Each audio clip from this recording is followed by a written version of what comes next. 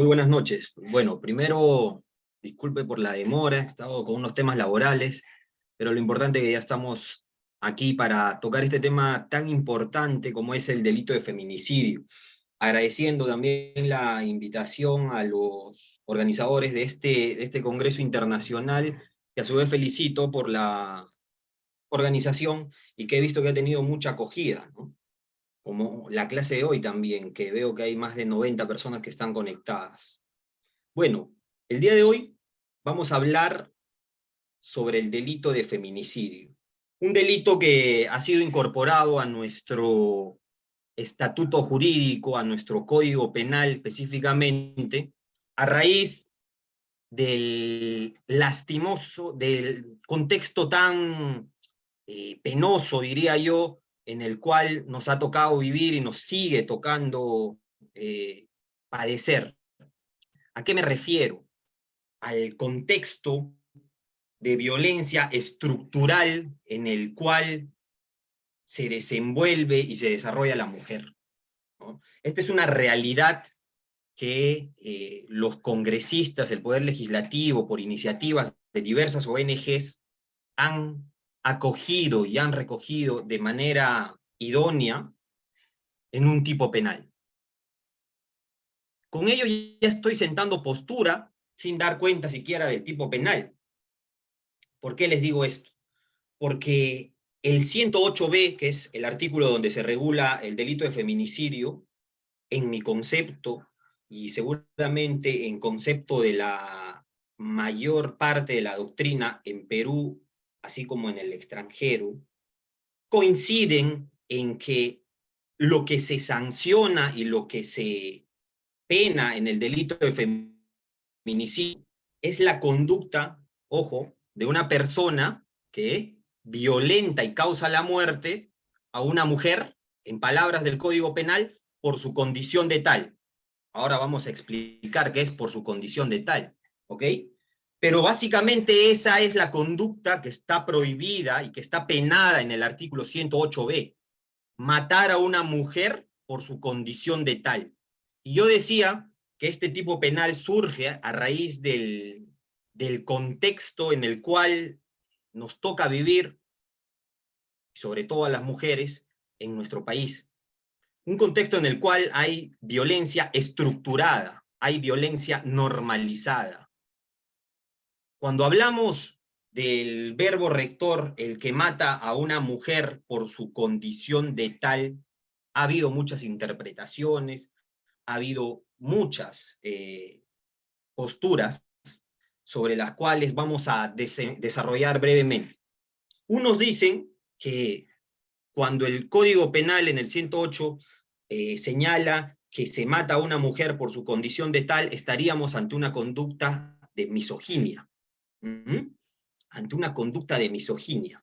Concepto equivocado, ¿ok? Concepto equivocado. El 108B no regula una conducta de misoginia, no pena a una persona que odia a una mujer, no pena a una persona que mata a una mujer porque la odia, no.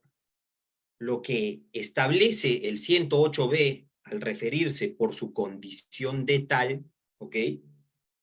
Es aquel acto en el cual una persona, y voy a referirme a una persona en general, no voy a decir el varón como tal, aunque la Corte Suprema ya ha sentado postura sobre este tema y lo vamos a desarrollar más adelante, una persona mata a una mujer, ¿ok?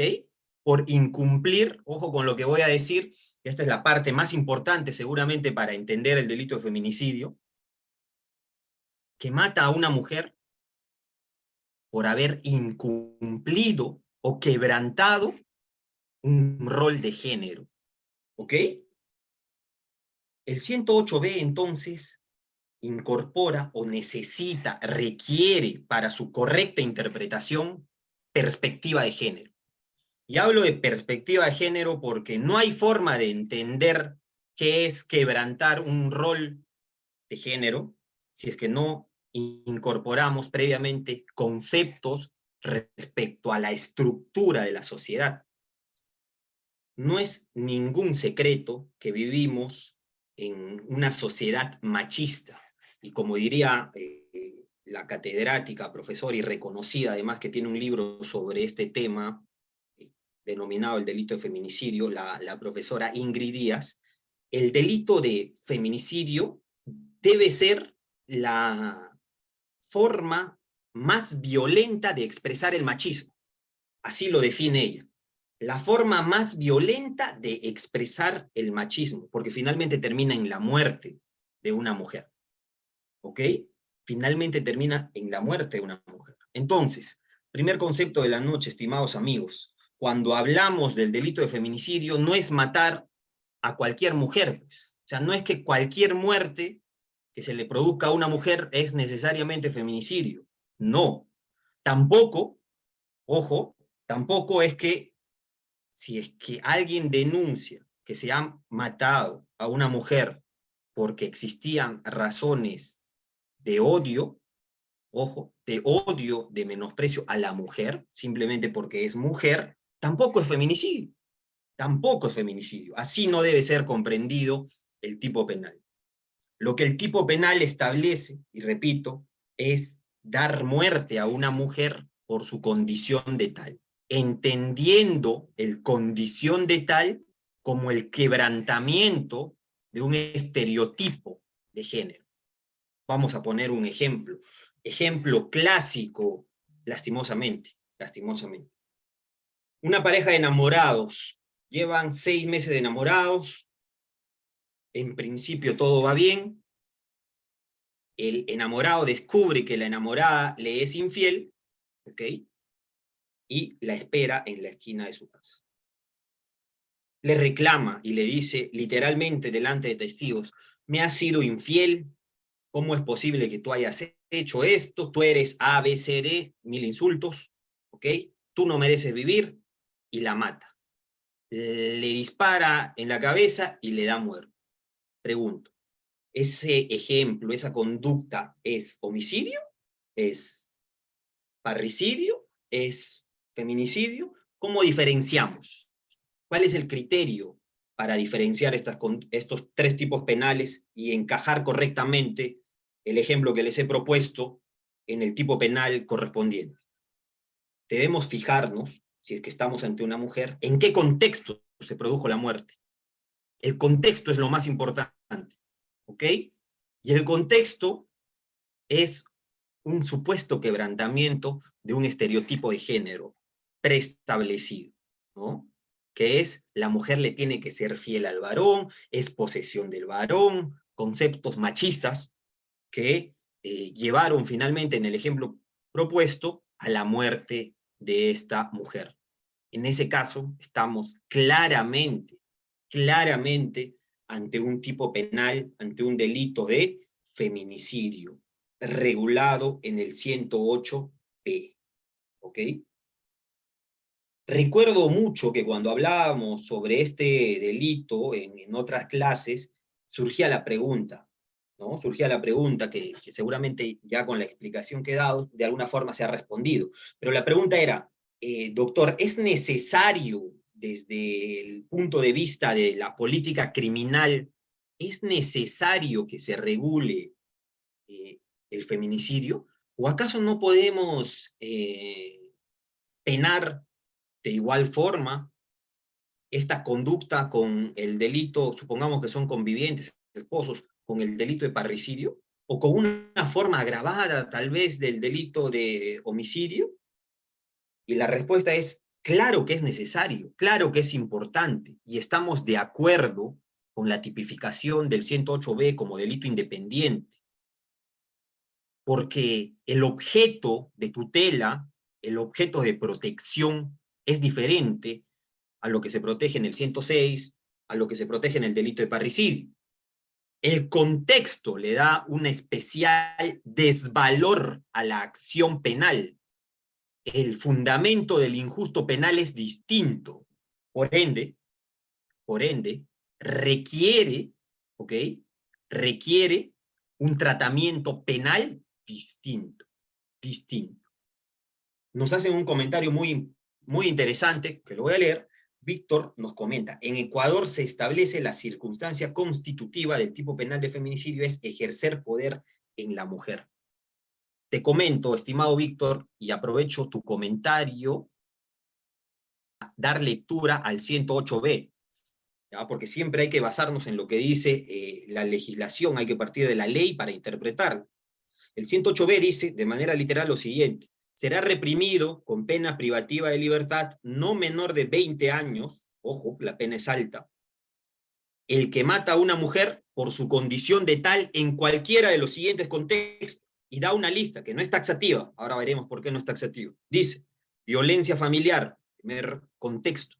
Segundo contexto, coacción, hostigamiento o acoso sexual. Tercer contexto, abuso de poder, que es más o menos lo que tú comentas. Confianza o de cualquier otra posición o relación que le confiera autoridad a la gente. ¿Ya? Importante. Ahora vamos a comentar. Y el cuarto numeral de este artículo señala lo siguiente: cualquier forma de discriminación contra la mujer. Cualquier forma. Ojo. Independientemente de que exista o haya existido una relación conyugal o de convivencia con el agente. ¿Con eso qué nos está diciendo? Que no solamente se comete feminicidio contra las parejas, como muchos creen, ¿ok? No importa que haya existido o haya habido una relación conyugal o de convivencia con el agente. Se puede dar en cualquier contexto de machismo, ¿ok? Eso es lo que dice el tipo penal. Yo quiero hacer una crítica al acuerdo plenario 001-2016/Z116, ¿ok?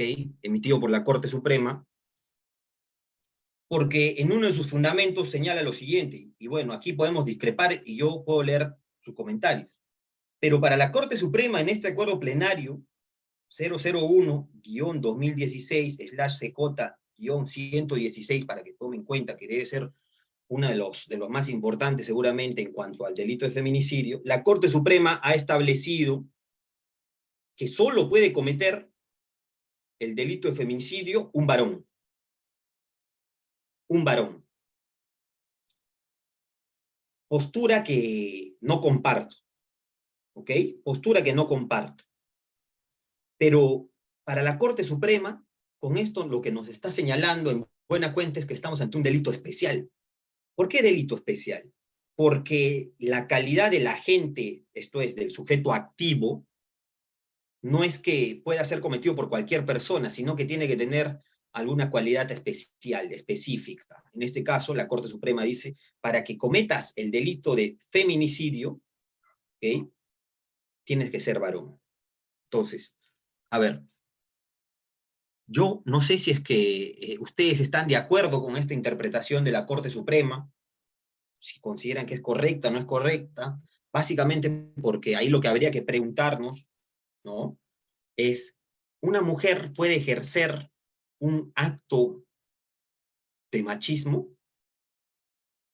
Tenemos una mano levantada, por favor, puedes intervenir cuando desees, si le podemos dar el uso de la palabra a Celia Edith Navarrete. Sí. Buenas tardes, doctor. Sí, ¿qué tal? Buenas tardes, doctor. ¿Sí me escucha? Sí, te escucho fuerte y claro. Sí. Yo soy de la Ciudad de México. Pues aquí, por ejemplo, está catalogado, está tipificado el delito de feminicidio siempre y cuando, por ejemplo, puede ser por hombre o por mujer, no precisamente por varón, como usted lo acaba de decir, y creo que eso es muy importante, porque a veces también las mujeres asesinan, cometen homicidio con saña. Con saña a veces, no sé, por las emociones que tengan o qué sé yo, pero llegan a cometer el delito de feminicidio también. Aquí está tipificado que hay varias variantes, también es como usted dijo, varios contextos, siempre y cuando, y sobre todo cuando son violentadas, que son exhibidas de manera pública, ¿sí? Son unos de los contextos principales aquí en la Ciudad de México, para ser catalogado como feminicidio. Y no precisamente puede ser por el hombre, puede ser también por mujer, en nuestras leyes mexicanas. Correcto, te agradezco, Celia. Importante aporte, haciéndonos conocer un poco de cómo se regula este tipo penal en México. Muchas gracias y saludo la interpretación y regulación que se da en México respecto al tipo penal, que esa es la correcta, ¿no? Voy a leer un par de comentarios, ¿ya? Juan Manuel Nava nos dice, también puede existir feminicidio ocasionado por una mujer, así es en México, está tipificado por la persona que mata a una mujer, correcto, en el mismo sentido que Celia, correcto. Gracias Juan Manuel Nava por tu comentario, correcto.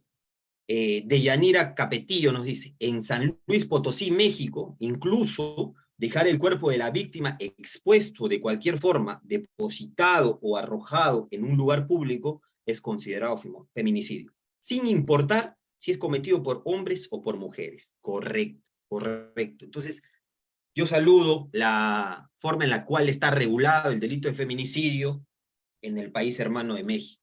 Esa es la forma correcta. En el Perú no dice quién puede ser el sujeto activo, quién puede cometer el delito. No dice la norma, pero la Corte Suprema en este acuerdo plenario 001-2016 CJ 116 señala solo el hombre. Y no argumenta, no dice por qué. ¿Ah? ¿Cuál es la razón por la cual consideramos que tanto el varón como la mujer pueden cometer este delito de feminicidio? Porque si nos fijamos en el contexto sobre el cual se produce la muerte de la mujer, pregunto, ¿es determinante, es fundamental, requisito sine qua non, que sea varón el que ejerza la violencia sobre la mujer? No, no. Puede ser una mujer. Y voy a poner un ejemplo que justamente está en debate actualmente en el Perú, un caso que también estamos viendo en el estudio jurídico donde laboro, ¿ok? Y ustedes me dirán a ver si es que calza o no calza en feminicidio. Esta es una pareja homosexual, ¿ya? Una pareja homosexual de dos mujeres, ¿ya? Y ahí, claro, ahí vamos a entrar en otra discusión, ¿no? Donde una de las mujeres que han, a ver, biológicamente nació mujeres, ya, biológicamente, no se identifica en su rol de mujer, ¿no? Sino se identifica en su rol de varón, ¿ok? Y ha causado la muerte de su pareja que sí se identifica en su rol de mujer. Y le ha causado la muerte por haberle sido infiel, por haber quebrantado un estereotipo de género. Pregunto, en ese caso, ¿estamos ante un feminicidio? ¿Estamos ante un homicidio? No conviven, no puede ser parricidio, no hay ninguna relación conyugal ni nada, pero puede ser catalogado como homicidio o más propiamente como feminicidio. Desde nuestra postura que defendemos a la víctima, claramente es un ejemplo de feminicidio. Es un caso de feminicidio, porque finalmente la muerte se ha producido por quebrantar un estereotipo de género. Tomás García tiene la mano levantada, te escuchamos, Tomás García. Buenas tardes, doctor, ¿me escucha? Te escucho, fuerte y claro. Bueno, referente al feminicidio, aquí en México el artículo 325 en todas sus cláusulas no nos especifica que debe de ser por una mujer. Hasta donde nosotros tenemos en la cuestión de jurídica es que el hecho de ser feminicidio es por el hecho del género. Ahí, como usted nos comenta, referente a esta de homicidio, feminicidio, yo lo consideraría como un homicidio. Ese es mi comentario. Gracias, Tomás García. Muchas gracias. Se agradece. Perfecto. Otro comentario desde México. Perfecto. Ya que tenemos mucho público del país hermano México, quiero hacer referencia a una convención importante para la lucha contra la violencia contra la mujer. Es la Convención Belén du Pará, ¿ok? Convención Belén du Pará. Y la Convención Belén du Pará, permítanme dar lectura, para ser preciso, señala que el feminicidio será cualquier acción o conducta, ojo, basada en su género, que cause la muerte, daño o sufrimiento físico, sexual o psicológico a la mujer, tanto en el ámbito público o privado. Es decir, la convención, porque ustedes recordarán, ¿no? La jerarquía normativa, la convención por encima de la Constitución inclusive, cuando se trata de defensa de derechos humanos, establece pues que es cualquier conducta que atente contra la mujer, independientemente, ¿ok? Independientemente de que se trate de un varón o de una mujer en cuanto al sujeto activo, ¿ok? Entonces, esa es otra de las ideas con las cuales quiero que se queden la noche de hoy, respecto al sujeto activo del tipo penal feminicidio. ¿Okay? Vamos a otra cuestión problemática.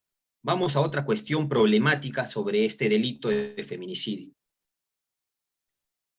Cuando el tipo penal en Perú señala por su condición de tal, el que mata a una mujer por su condición de tal, primero habría que preguntarnos, ¿estamos ante un tipo penal que se puede cometer con culpa o solamente cabe cometer el delito de feminicidio con dolo?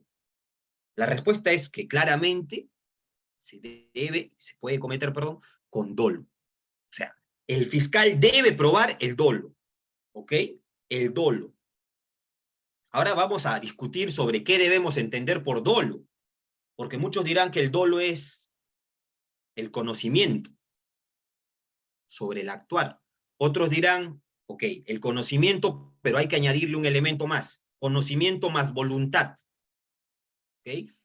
Teoría cognitiva y teoría volitiva respecto al elemento subjetivo del tipo, que es muy importante en este delito, porque, y ahora lo vamos a ejemplificar, y porque es muy importante tomar una u otra postura, sobre todo con cara a efectos prácticos, a cómo afrontamos ya un proceso penal más allá de la teoría.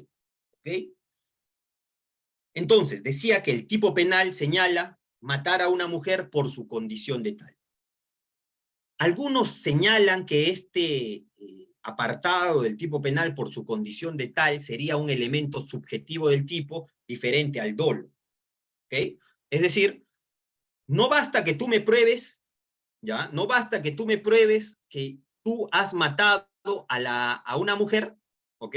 Que tú has matado a una mujer desde el punto de vista subjetivo con dolo, ya sea con intención o con intención más voluntad, con conocimiento más voluntad, perdón, sino que también en el elemento subjetivo, es decir, en la fase interna, el fiscal tendría que demostrar que el sujeto activo, ya sea varón o mujer, ha intentado o ha dado muerte a una mujer por su condición de tal. Es decir, tenemos que meternos en el cerebro del sujeto activo, del feminicida, y tenemos que demostrar que esta persona la mató por celos.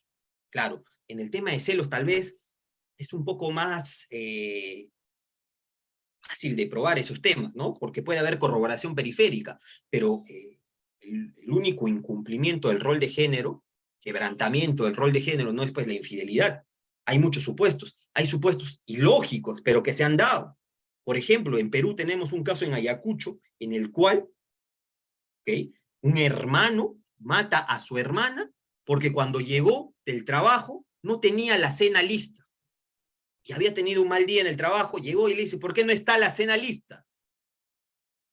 Entró en un estado de desesperación, de euforia, y terminó matando a su hermana. Pregunto, ¿eso es homicidio o es feminicidio?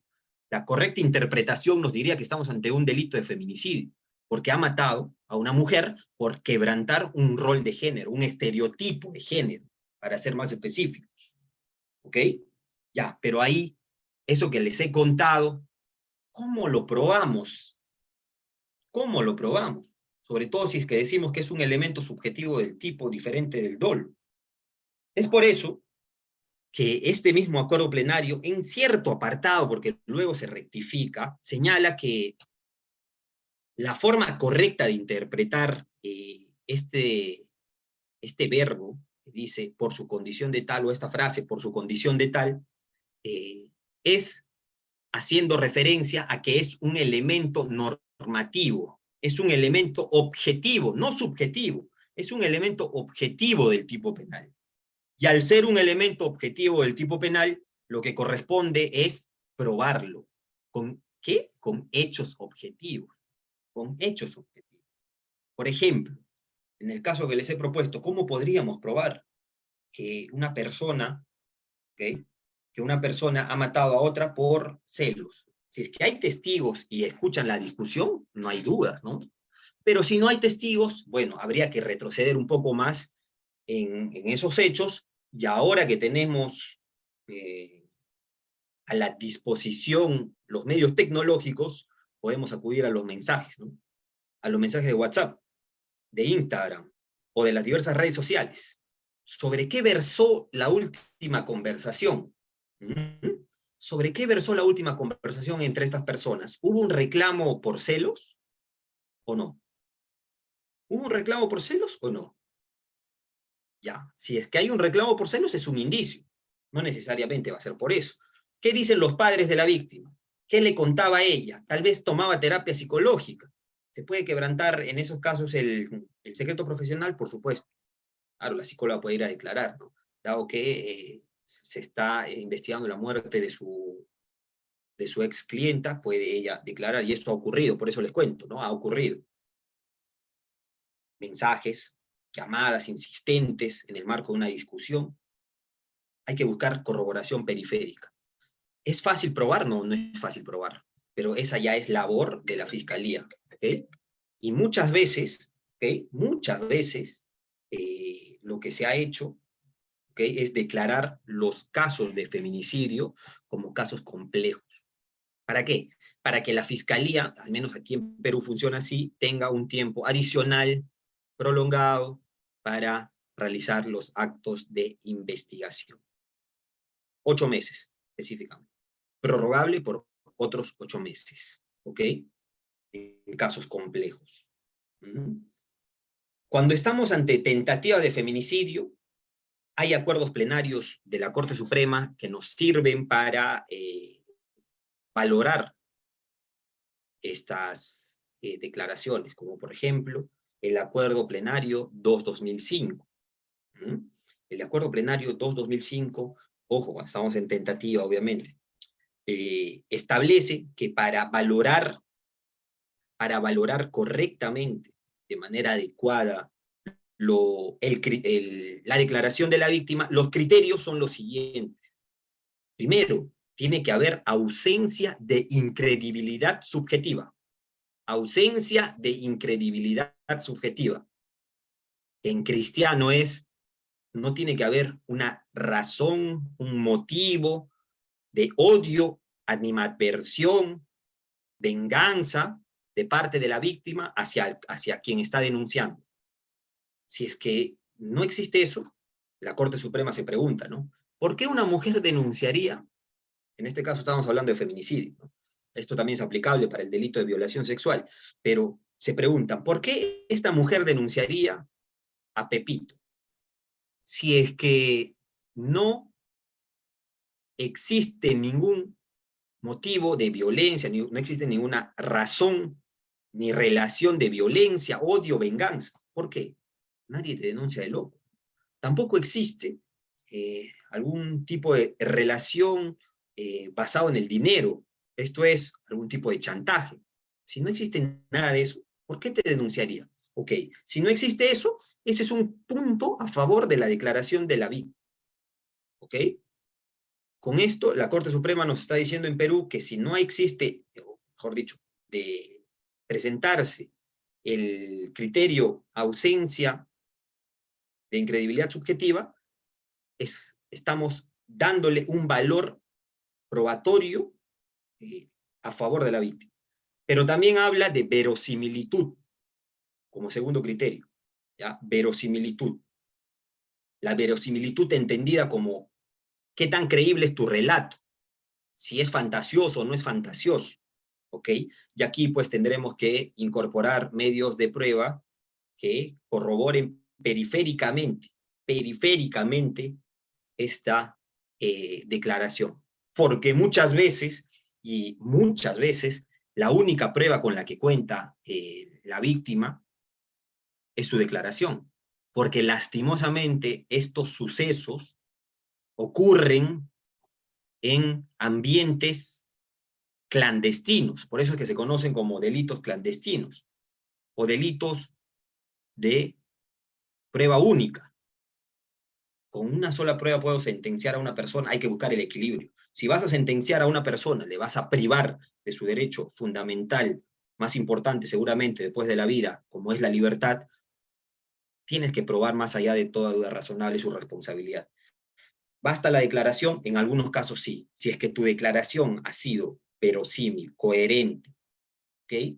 Coherente, creíble, no hay ningún motivo por el cual el juez puede pensar que tú denunciarías a esta persona en base a odio, en base a cualquiera de las otras circunstancias ya señaladas, se le puede dar un valor especial al relato de la víctima. ¿Okay? Y por último, criterio, son 3, señalaba, el último criterio que ha indicado la Corte Suprema en este acuerdo plenario 2-2005 es la persistencia en la incriminación. La persistencia en la incriminación.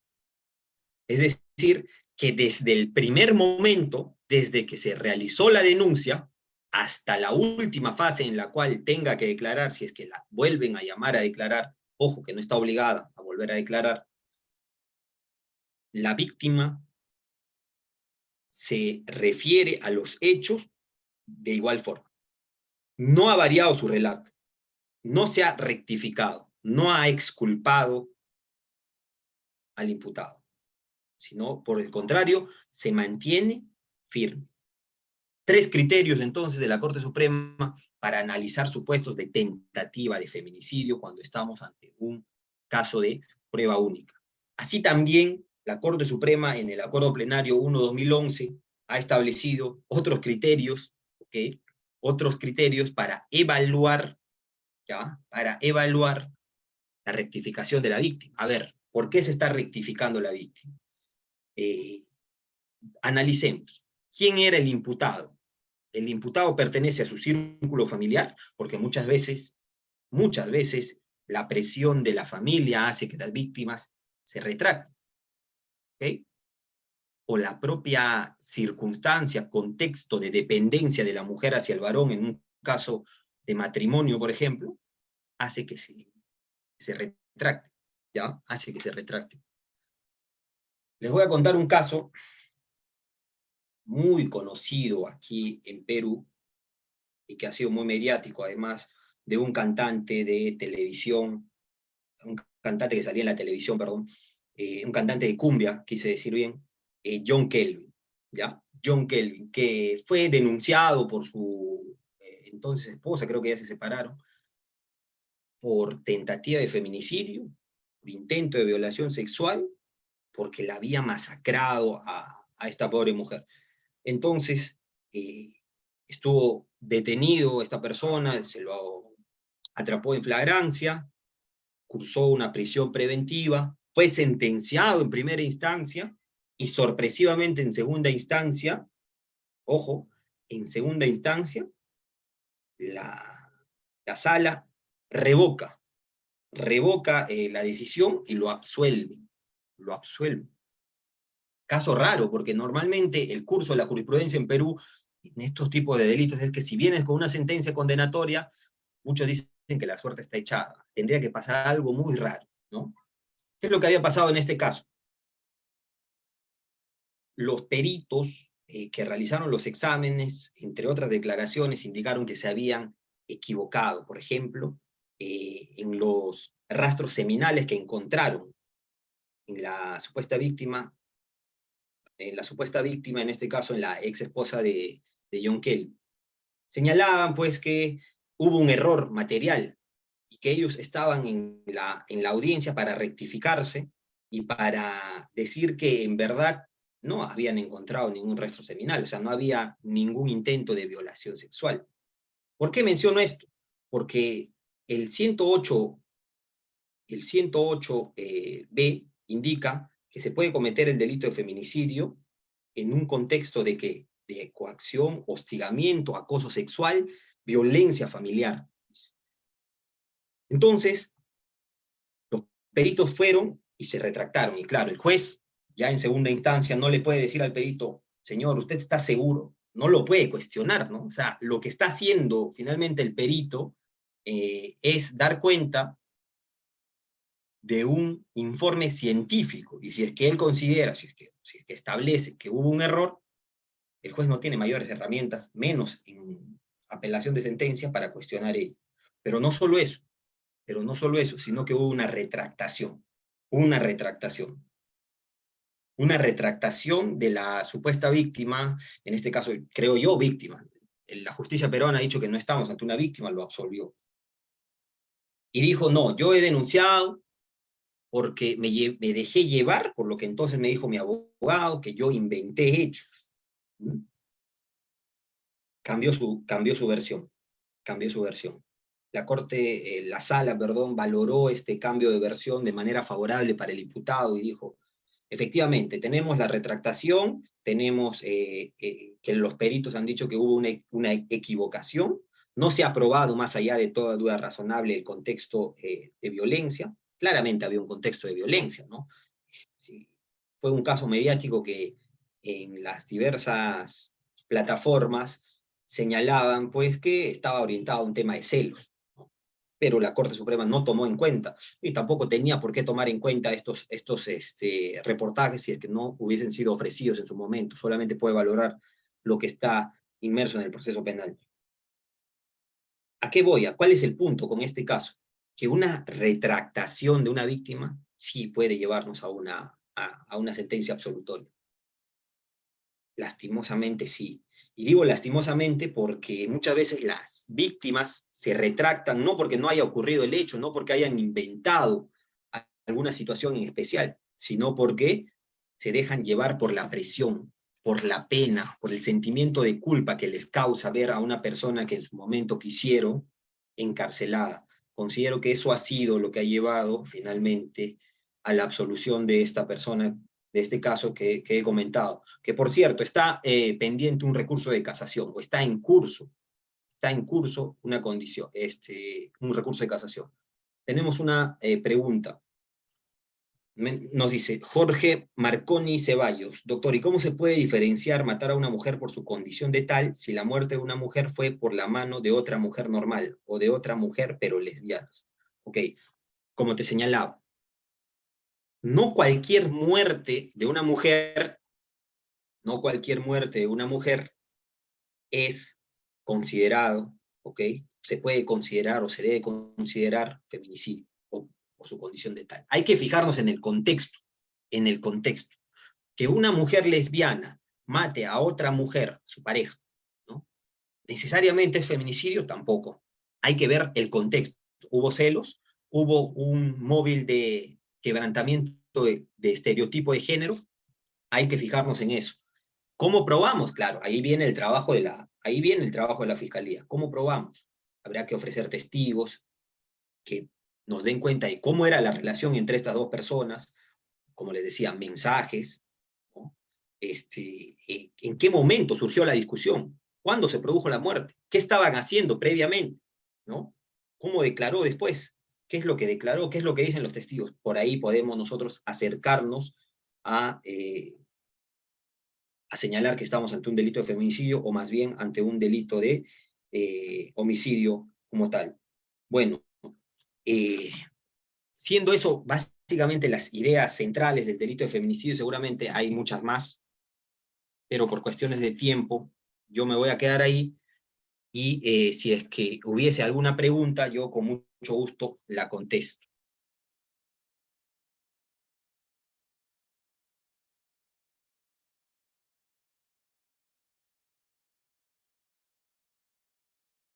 Me están mandando algunas preguntas por aquí, por el interno, pero yo preferiría que se la manden al anfitrión de la sala, a ver un momento, y que él las haga,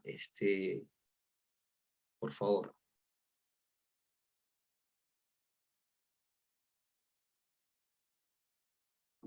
Ya.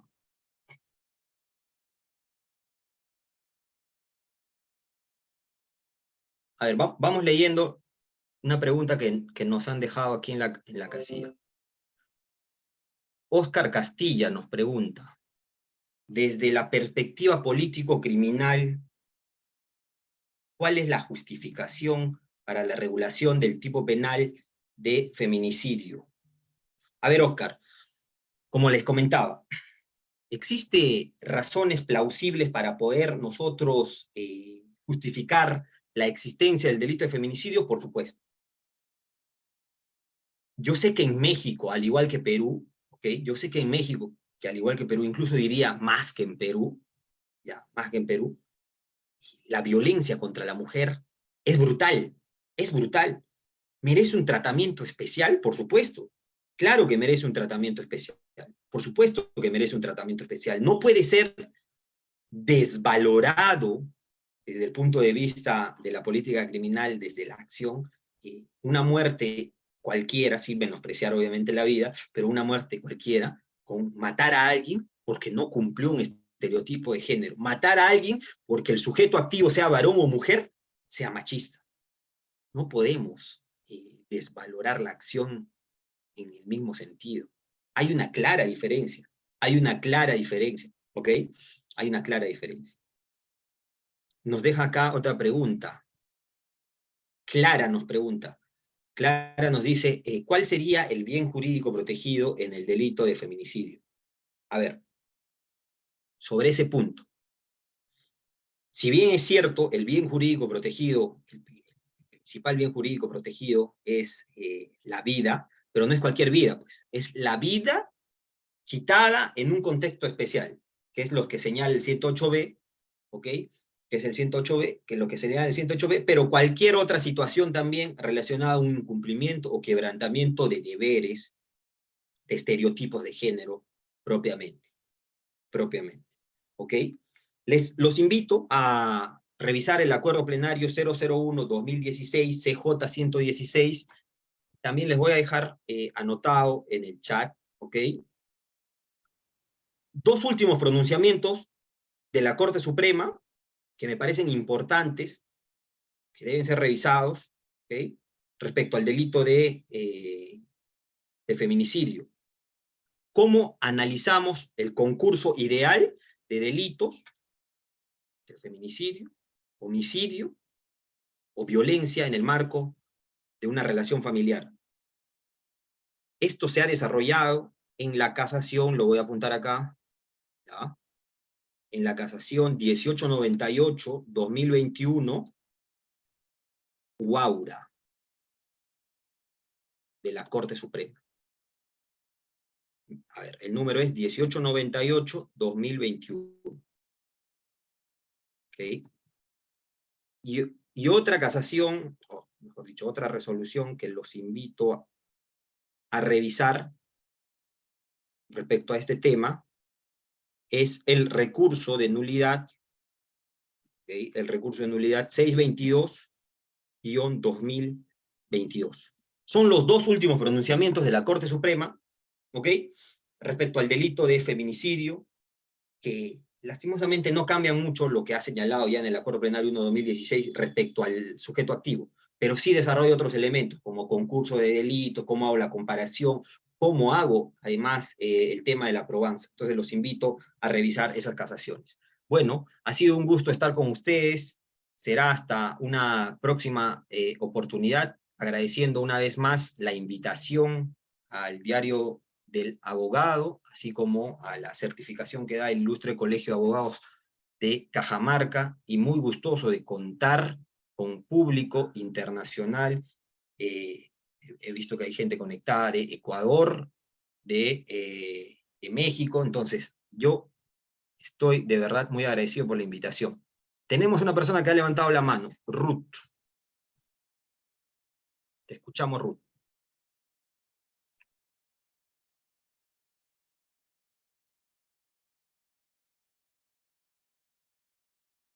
A ver, empezamos por Zaida, que también ha levantado la mano.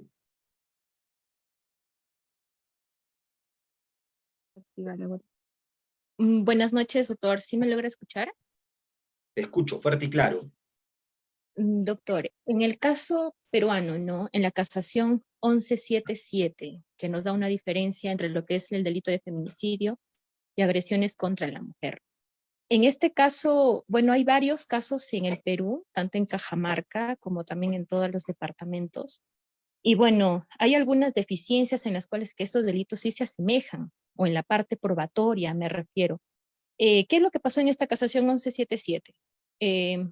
El señor, bueno, tenía a su esposa con 2 hijos, la señora tiene una tienda, va en la noche, se queda trabajando y por miedo ya no llegó a su casa porque eran las 11 de la noche y por lo tanto pernocta con sus 2 hijos en su tienda y al día siguiente amanece y el señor, por los celos, se va, ataca a la señora, intenta matarla, intenta no con un objeto con punta, trata de matarle. ¿Qué es lo que dice? Te quiero sacar las tripas. ¿Por qué? Porque estaba celoso, él pensaba que de repente estaba con otra persona, entonces la señora se altera, empieza a llamar a los vecinos, y bueno, ¿qué es lo que tipifica, por qué delito tipifica la fiscalía? Por tentativa de feminicidio. Porque el señor en su declaración dijo, yo la quise matar. ¿Cuál ha sido el despliegue de su conducta? Quería matarla, porque yo tenía los celos, pensaba que estaba con otra persona, porque no pernoctó en la casa conmigo, nunca llegó a dormir conmigo. Entonces, en toda la investigación que se realizó, en el informe del médico, mencionó que solamente tenía 3 días de asistencia médica porque las heridas han sido superficiales y solamente tipificaron como agresiones contra la mujer. Entonces, ahí va clara la pregunta, ¿cuál es la diferencia o qué criterios puedo tomar para poder diferenciar entre este delito de tentativa de feminicidio con agresiones contra la mujer? Muchas gracias, esa es mi pregunta, doctora. Gracias, Aida, gracias. Y sí, comparto tu preocupación y tu pregunta es más que pertinente. Yo insistiría, ¿qué es lo que falta en la jurisprudencia en el Perú y qué es lo que falta en la formación de jueces y fiscales? La perspectiva de género, la perspectiva de género. La diferencia la podemos y la debemos encontrar en el contexto en el cual surge esta agresión, primer punto. Pero además, tenemos que fijarnos en cuál ha sido. Yo entiendo el dolo como el conocimiento, no como el conocimiento y la voluntad, porque a ver, ¿cómo probamos la voluntad? Pero sí en el conocimiento, ¿ok? En el conocimiento. ¿Cuál fue la intención de esta persona? ¿Qué conocía? ¿Qué es lo que podía lograr con su actuar? ¿Qué es lo que podía lograr con su actuar? ¿Ok? ¿Qué es lo que podía lograr con su actuar? Si dice, yo quise matarla, claramente estamos ante una tentativa de feminicidio, no hay un tema de agresión, ¿no? No hay un tema de agresiones.